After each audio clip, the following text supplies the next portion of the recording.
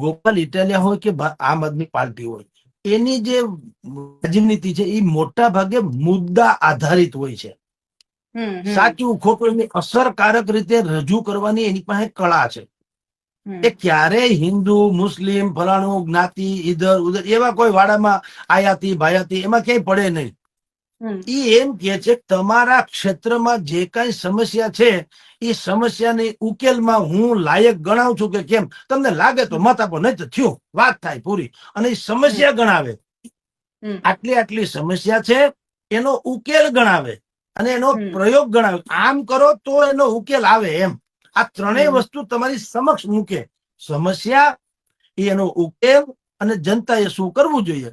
અને પછી એમ કે છે કે જો આ બધી બાબતમાં અમે લોકો તમને એમ લાગતા હોય કે અમે આમાં સહયોગ આપીએ તો મદદ થાય તો અમે કરી શકીએ તો અમને મત આપજો, ને તો ગોળ્યું, વાત થઈ પૂરી. ત્યારે બીજે બધી પક્ષમાં કોંગ્રેસ હોય કે ભાજપ હોય, એમાં યા તો હિન્દુ મુસ્લિમ છે યા તૃષ્ટિકરણની નીતિ છે અમુક પ્રકારની. એ બધું ઈ કાસ્ટિઝમ જેવી વાતો છે, એવું ન ચાલે. હવેની જે નવી પેઢી બેન છે, તમારા જેવા યંગસ્ટર્સ જે હવે મેદાનમાં આવ્યા છે મતદાન કરવા, એ લોકોને આમાં જરાય રસ નથી. જ્ઞાતિવાદમાં, જાતિવાદમાં, પ્રદેશવાદમાં, પક્ષવાદમાં, વંશવાદમાં કુછ નહીં. એને એક મુદ્દાનો કાર્ય, કારણ કે રોડની કોઈ જ્ઞાતિ નથી હોતી, એજ્યુકેશન સિસ્ટમની કોઈ જ્ઞાતિ નથી હોતી, પાણીથી માંડીને બાકી સમસ્યા છે એની કોઈ જ્ઞાતિ નથી હોતી, રોડ રસ્તા નળ ગટર લાઇટની કોઈ જ્ઞાતિ નથી હોતી, મોંઘવારીની કોઈ જ્ઞાતિ નથી હોતી, અને બેરોજગારીની કોઈ જ્ઞાતિ નથી હોતી. તો સાર્વજનિક સમસ્યાઓ છે.